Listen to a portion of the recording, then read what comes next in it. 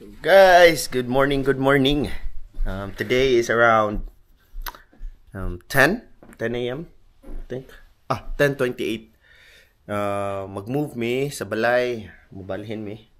Kaya nakakita mi og medyo barato, and at the same time it's good for a family nga para sa mua. Townhouse siya. So kani man ginastihan ron is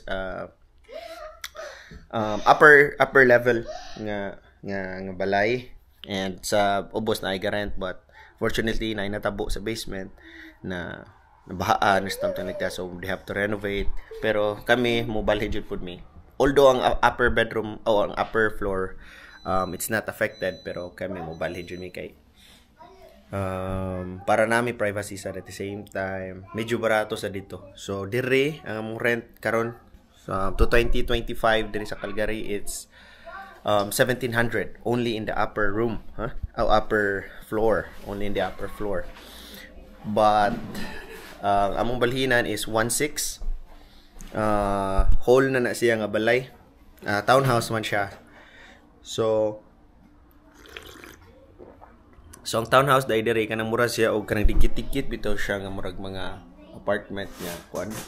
Pero naa siya upper floor, na main floor, na basement. So basement na siya murag gamay space dito, so dito na ko ibutang akong mga t-shirt printing ang mga stuff kay side hustle kog mga t-shirt printing. And then main floor, living room and kitchen. Akong ipakita ninyo later. And then in the upper in the second floor mo to dito ang mga rooms. Tulo ka rooms. Usa gamay, then na master bedroom, then ay usa nga medyo dako-dako. So okay na kayo siya kay si mama she's planning nga mobalik dire by this year siguro, or maybe early next year, let's see. So at least na siya room niya. If ever na may bisita, then na pa may extra. So it's nindot siya na naswertihan jud mi ato nga deal. Nakakita mi pinay ra po itag iya. So hopefully medyo daan lang po siya nga balay, almost the same dire. Kaya murag 1970s siguro siya nga mga build. Pero okay na siya. Like, for starter, like, nanami ang mga privacy. Nga, i-backyard nga gamay. Murag din natin siya ba? Ang parking, naras tubangan. Dili pares dire nga, street parking. Pero so far, this place was good to us. Ang landlord dire, okay ra po. Walay hassle ka, kastorya. So, yeah. 3 bedrooms ni siya. 1, 2, 3, and washroom. Then, kitchen and living room dire. So dako-dako na po niya siya diri nga place. Ay, dirty na bi. That's dirty. Namapay, say hi. Hi. Are you helping mommy? Yeah. Okay. So, and then hindot po niya siya actually diri kay nami sa first floor. So, if ever makakita rami sa mga dalan ana, so nadira ang parkingan ana. But ang among balhinan is I hope nga kuan. But in terms of price, $100 cheaper. And siyempre sa utilities, amuha na to tanan. Pero at the same time, nakanindot ka na namin among privacy. And dool siya sa mga amenities. Dool sa Jollibee, dool siya sa Walmart, at bangra namang Canadian Tire, Filipino store. So murag na siya na nandito tanan ay mall dool. So nindot siya. So let's see, we're excited. So right now we're still packing our stuff.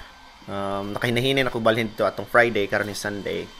Gamit akong gamay nga sakyanan, but this today mo kuha ng buko U-Haul para ma-transfer ni mga dagko nga stuff.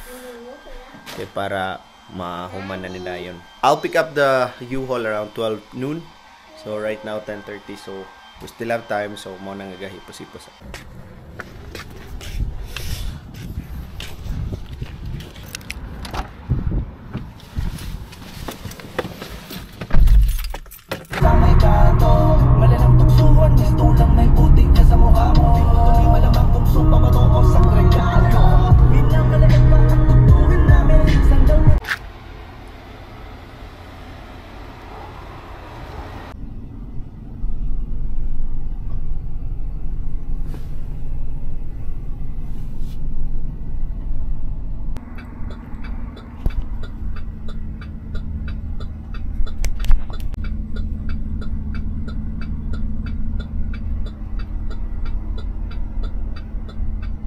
So guys, okay ra, we made it.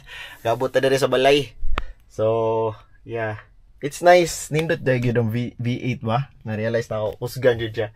So, if first time ninyo mag-drive ng U-Haul, tan-aw lang jud mo diri sa side mirror every time. Mas binadres pinakaubos para mabalaan ninyo nga center mo sa inyong dalan. So, mo na advice ako migo nga ga-tracking.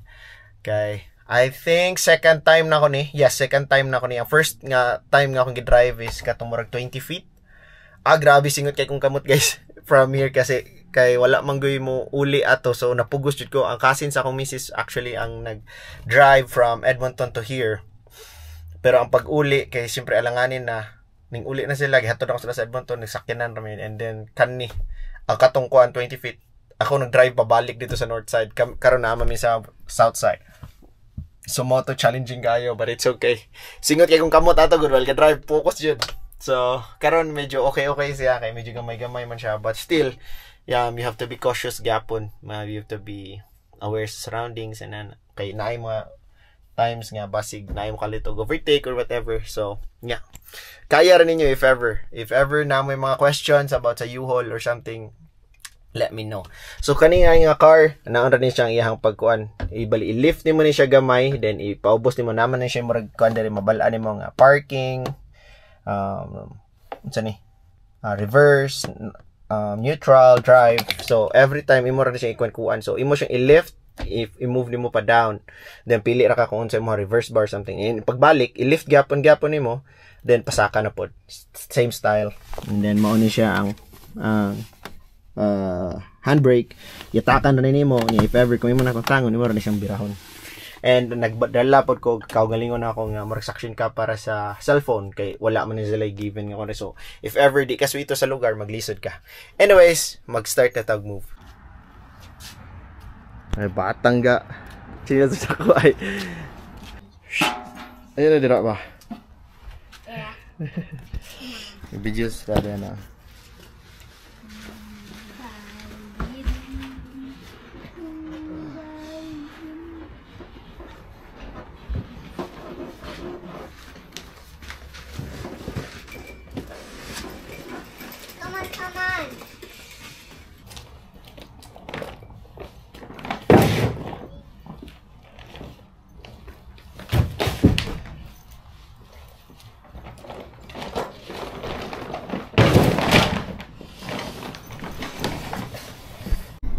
So guys, sumanata sa itong first load. Kabinita po rin. Timing kikang init si kayo.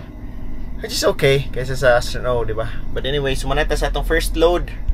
Biyahin ako paingon dito, then unload na sa. So far, ako pa ron. And then, dugay-dugay, basig mabot ako amigo. Tabangan ko niya sa mga bigger nga mga stuff. Mga sofa. Wala man dyan kayo po may gapalit og mga furniture. Mattress na lang din nabilin og ang king size na mattress og ang sofa. Kay kabalo mami nga wala pa mi house jud ba, renta pa man para if ever kung mo move dili lisod. So mo po na siya usa sa technique if ever para dili mo lisod sa moving. So ang among furniture sofa ra jud nga gamay pa jud, gamay nga sofa. Anyways, dalon ta mo dito sa balay, pakita ta mo ang sa itsura dito. Let's go. All right, so mao ni ang balay guys. Kalabot na rin ka safe and sound. Muna sa previous tenant na ako na makuha na ron. So muna itong balay. Direta mag tuyo. Muna yung townhouse. So dikit-dikit na siya. Dikit-dikit. But second floor, mga bedrooms. First floor, kitchen and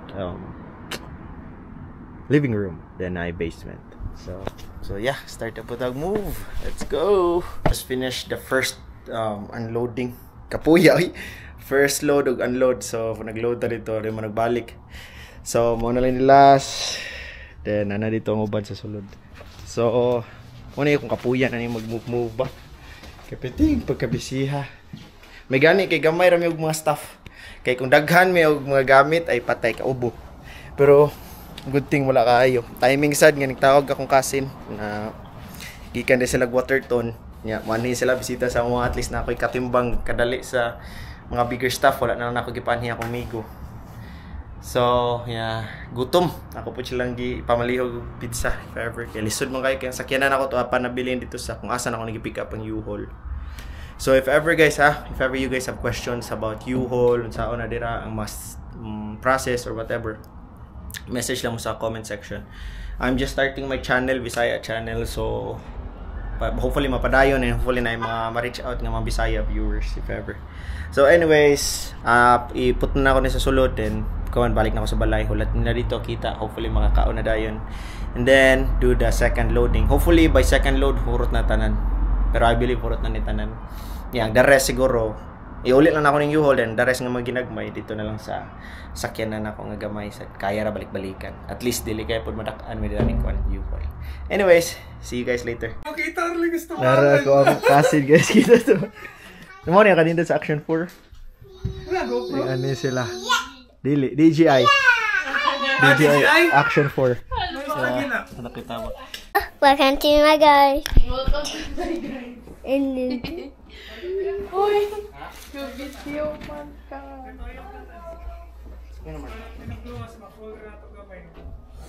Yeah. Hello. And the sun is maybe morning. Because today we're going up the special one.